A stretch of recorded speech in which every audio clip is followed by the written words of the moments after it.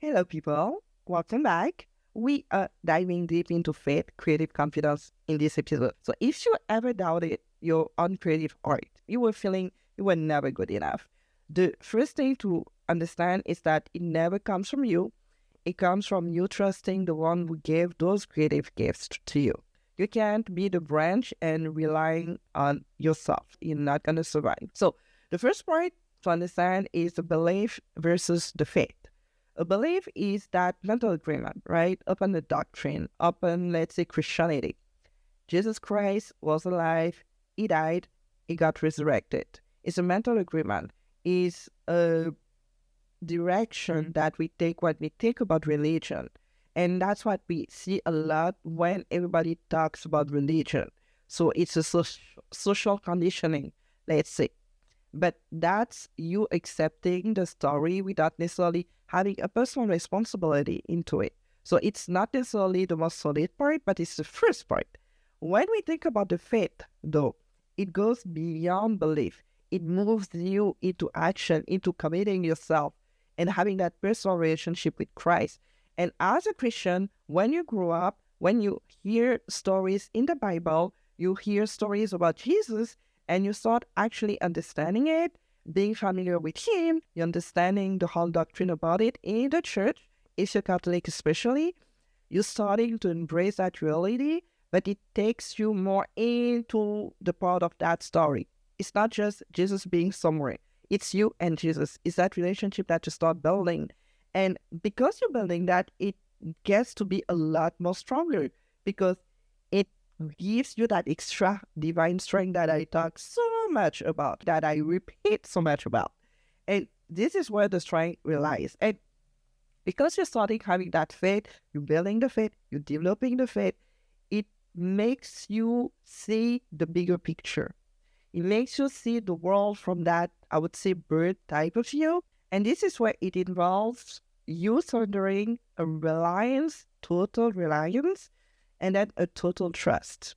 It gets into getting built up over the time because you learn more about Jesus Christ, you learn more about the love that he has for you. That's how you start moving into the action. That's how you start being that adult, having your own relationship with Christ. And when we think about the creative confidence here, when you start relying so much into faith and you start really knowing, I would say, the guidelines, because the Bible is a collection of books, a collection of things that we ought to live as Christians, the principles, the commandments.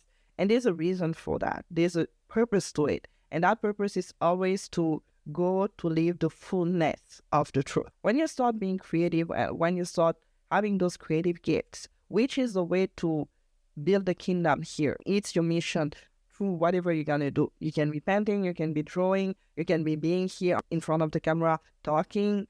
Everything that you do, right, is for the glory of the Lord. That's your mission. Now it's for you to kind of understanding, embracing it, and being an expert into it.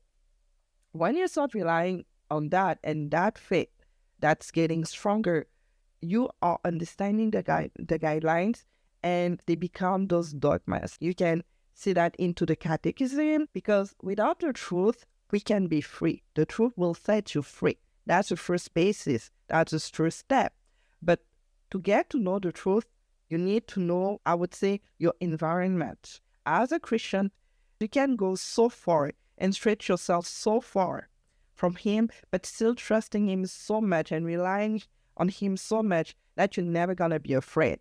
And that's why you're never going to experience that fear so much. You're going to be okay with that because you know you're not alone, and you know the biggest character is going to be the Lord, and it's going to be Jesus. So rely, and you have that solid trust. So you can stretch yourself so far, but you know the guidelines, you know the dogmas. And Father Schmidt had a beautiful way to put it, because he really gave an example of having a kid playing around and really being in a beach. And at some point, when you go too far, you can get hurt. But if you don't know the limit to where you can go, you never know where you need to stop to not hurt yourself. And that's what we call dogma. Those are the principles. Those are the guidelines. The same way we're going to say, well, where to get married, before having sex, for example, it's not to punish anyone. It's because they are the consequences. So you know the guidelines, you know the limitations, you know what you can do between you being single and you getting married. And that gets you to have that freedom, experiencing it. In the society we're living today, because it's so chaotic, because everybody wants to do everything, it's all about ourselves. Again, we are not experiencing a peace. Even people that want to set themselves free from religion, Christianity, and all those dogmas that they are fighting against, they're not happier. They are actually more depressed because they don't know anymore what to believe or what to not believe. What is real, what is not, what is loving, what is not loving. They kind of set themselves into constructing those principles. But like I said, when you are fallen, there's a lot of things you're going to be limited to. And when you're becoming your own master, you are more confused than ever because you just don't have the strength, right? And we're going to get to the creative confidence. It's just to have that picture here of the dogma, of the principle of the church, especially the Catholic Church. And something that I love about the Catholic Church is the structured order, because it's so clear. There's always going to be a reason to why we do anything that we're going to do into the church. Now, when you get to build that creative confidence, it's for you to start to being able to stretch yourself so far, but still relying on the Lord, because you know what He wants from you. You have the clarity, you have the trust, you have the love that He's going to give you, and you're trusting on that. When you don't have nothing, you have no guidelines. I've heard so many stories of so many creatives and people that I know and my own friends. They had amazing projects, taking care of the kids, being able to create communities where parents can help each other. The only issue was when they were getting stuck up into having that relationship with the Lord. And because they were saying no to it, it came to more depression. It came to a lack of clarity. It came to a lack of motivation into even building that amazing project. It would help so many people, so many parents, so many single parents, let's say. That's going to be a thing that's going to help everybody, or at least a lot of people from the community. But because they were so stuck into not trusting the Lord and not trusting themselves, they would get so much less motivated, not having any trust at all, starting to question the most basic thing. Why are we suffering? Why is death? Religion is a way of just dividing people more. I don't want to get into that. I want to be my own person, deciding for my own self. I believe there's somebody out there that protects us, but I don't believe that I have to have a relationship with Jesus Christ, because I don't believe in Him like that. Then you're going to have multiple beliefs. You're going to be open to too many things, but you're not going to have a keep one, a reference where you can go back, because it's going to be the fullness of the truth. So anything that you're going to be encountering, never going to be the key point into what you can kind of compare it to, right? Because there's no key point, there's no balance, there's nothing. Everything becomes relative. So everything becomes okay. So everything that's going to come at you is going to be, it's okay, right? Because you're going to start layering and just removing the source of everything. You're starting to distancing yourself from the Lord more, and that's how you're becoming more depressed. And that's what we call hell in a way, because it's the absence of God. It's the absence of goodness. It's the absence of love. It's not God punishing you. It's you punishing yourself. You're distancing yourself from Him. You're distancing yourself from His love and His grace. So the creative confidence comes into play where you can't rely yourself into yourself. You're getting rid of the fullness of the truth, the fullness of the love, and everything becomes okay. And when you do that, because it's so superficial, it's not solid enough. So the creativity is not a creativity anymore, because you don't have that freedom. You don't know where you can go and how far you can stretch yourself, because guidelines, they're gone, right? And that's why when you start having the faith, everything becomes just logic. Everything starts making sense, because you have a way to compare everything that goes wrong or that goes right. In the Bible, we have James 2, verse 19, which says, "You believe that God is one, you do well, even the demons believe and shudder," which comes down to you believing. When you believe and you don't have a proper relationship, no personal relationship, everybody can do the same. Even the demons can do the same. The difference is you acting on it. It's the biggest difference. And when you start just being like anyone else, and that's how you start being less creative and less motivated and less inspired, because you're not going back to the source. When I went to church on Wednesday after work, and the priest made it so beautiful, and it was from this passage, Hebrews 11, verse 1, the meaning of faith. Now, faith is the assurance of things hoped for, the conviction of things not seen, which is so far beyond whatever we see about belief.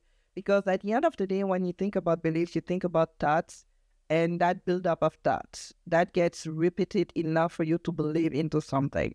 When you get beyond those repetition of thoughts that you start believing because somebody tells you to believe in them, you are becoming so much powerful, because it's not you anymore. It's the Holy Spirit. It's the grace of the Lord. So that for me was just so beautiful, so beautiful. So it comes down to trusting your creative gift. One of the passages in the Bible is Exodus 35, from verse 31 to, I would say, 35. It says this: "He has filled him with divine spirit, with skill, intelligence, and knowledge in every kind of craft, to devise artistic designs, to work in gold, silver, and bronze, in cutting stones for setting, and in carving wood, in every kind of craft. And he has inspired him to teach both him and Oholiab, son of Ahisamach, of the tribe of Dan. He has filled them with skill to do every kind of work done by an artisan or by a designer or by an embroiderer in blue, purple, and crimson yarns, and in fine linen, or by a weaver, by any sort of artisan or skilled designer." It goes to God only, all the time, all the time. Whatever you can do is really to go back to it. So that literally says that for us. There's another passage which is in 2 Corinthians chapter 3, verse 5. "Not that we are competent of ourselves to claim anything as coming from us. Our competence is from God, who has made us competent to be ministers of a new covenant, not a later, but of spirit. For the later kills, but the spirit gives life." That picture of life again and again and again. I told you to think about the tree without the branch, or the tree without what makes him live. We are the branches. We can do nothing by ourselves. The tree can survive without the source, right? So we can't rely on ourselves at all, especially when we try to build something that is bigger than us. At the essence of it, God wants to impact others through your creativity. So whatever you're gonna do, songs, painting, drawing, talking in front of the camera, it's an impact here. It's how much you affect people, touch people, and making them come back to Christ, coming back to the source, coming back to life, coming back to love, coming back to the light. And through your creativity, through that gift, which is a gift, a free gift, is gonna make it work for other people through you. And that's a grace. To be used by the Lord like that, it's a beautiful, beautiful grace. It's not always easy, it's not always clear, but that's where the work comes in, and that's where working with a coach like me comes in as well. But I really want you to just picture the fact that we are beautiful, beautiful, beautiful people that the Lord can use. And when we say yes, we don't need to do extra for that. One other example is David writing the Psalms in the Bible, which are so beautiful. It was songs originally, and when you read them, you feel the rhythm, you feel the love, you feel the grace. There's always a lesson, there's always a picture, there's always that connection, there's always a grace coming from it. And all that beautifulness comes from the source of the fullness of the beauty, of the love, and of the light. He couldn't do that by himself. He couldn't. The Gregorian chants for me kind of open something in my heart whenever I listen to them. And this is a reason why even during adoration, it's a suggestion to listen to a couple of songs, because you get to enter into that mystery of Christ, being there with him, not having to say anything, a silence, just a way of feeling and just letting it go, right? In those moments that create life without having to have long novel. The issue we have now is that we turn everything to ourselves. We are so self-centered, that we forget we are not original anymore. You just have to think about the last couple of Netflix movies and everything that just is in Netflix nowadays. All the shows, all the movies, even the big movies that go out in theater. There's almost nothing that I can think about that made me feel something. Because every single time, it's either predictable or it's the same story again and again, or it's a political, almost harassing you with whatever they think, the opinions in politics, what they think about the society, and everything that you want to say no to. And at the end of the day, you have the question the why we need all of that. And I'm sure a lot of you can feel it now, how much is nothing.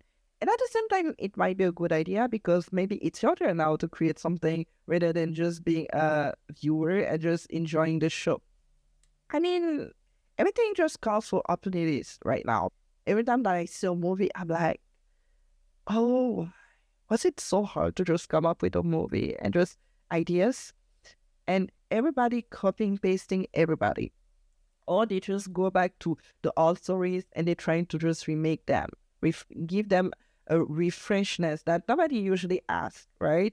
But we have to kind of go through that now. So we see all of that lack of inspiration and lack of creativeness because we got to the chaos where everybody is about just sharing something that usually just don't have the beauty of the old time, the charming old times, where everything was just more original, more unique, more beautifully charming in such a depth, because there was always something to learn from.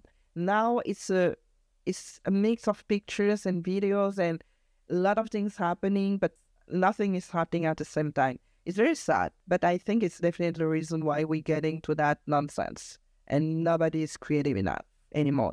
The way that the faith is going to build up that confidence, that creative confidence, is one to understand that you are creating for purpose, you're having an intention about it, you're not creating for the sake of creating. Again, like I said, a lot of people forget that nowadays because everybody wants to have the pretty elements, the pretty movies, a lot of effects, sometimes with no reason at all. I've been a fan of Deadpool for the two first Deadpool.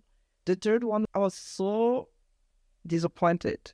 There was just something that was missing, and you knew that there was not necessarily a creativity that came out of it. It was just a way of making more money or just getting to a couple of revenge. We know about Justin Baldoni at this point, but having a purpose, like it was times and ages ago.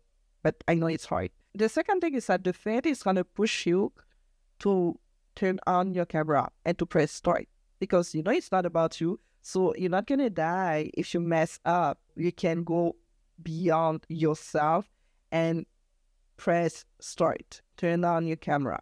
And the last thing that I was sharing is that the faith comes from God. And it's a reminder to always have it, to always keep in mind that it's not you, your faith or your creative gift, they come from God. And I think the ultimate lesson here is to really understand that our creativity is not just for self-expression. It's a tool to show God's love and God's glory to everyone out there. The light, the truth, the fullness of the truth, the fullness of the beauty relies on Him. And when we start using it as a way of just self-expressing all the freaking time, we are not attracting no one. because it's good at the beginning, and at some point it's just becoming the same thing again and again. So when you start using it as a tool, as a gift, you start appreciating, you start being more grateful and thankful to it, and attracting people not to you, but to the Lord. Not to your children, but to the Lord. When you go through Mary, it's going to be back to the Lord as well. So all of that becomes channel to show God's glory through whatever you're going to do. You don't need to be the Jesus girl. You can show and appreciate poems showing how great you are at drawing. And it can be a way. Create something without overthinking. You let your creativity flow and you create it out of anything. Think about the beauty. Think about the love. That's a really great exercise that I'm suggesting everyone to do. I hope you like this video. You're going to have a free ebook to shine and bright in front of the camera for the glory of the Lord. And you're going to have a link to book any call to see where you are in your own journey as a person wanting to create more content here on YouTube. Everything is going to be down below. I hope you liked it. And of course, I'm going to see you for my next video. And like I say all the time, keep smiling because it's free and contagious in a good way.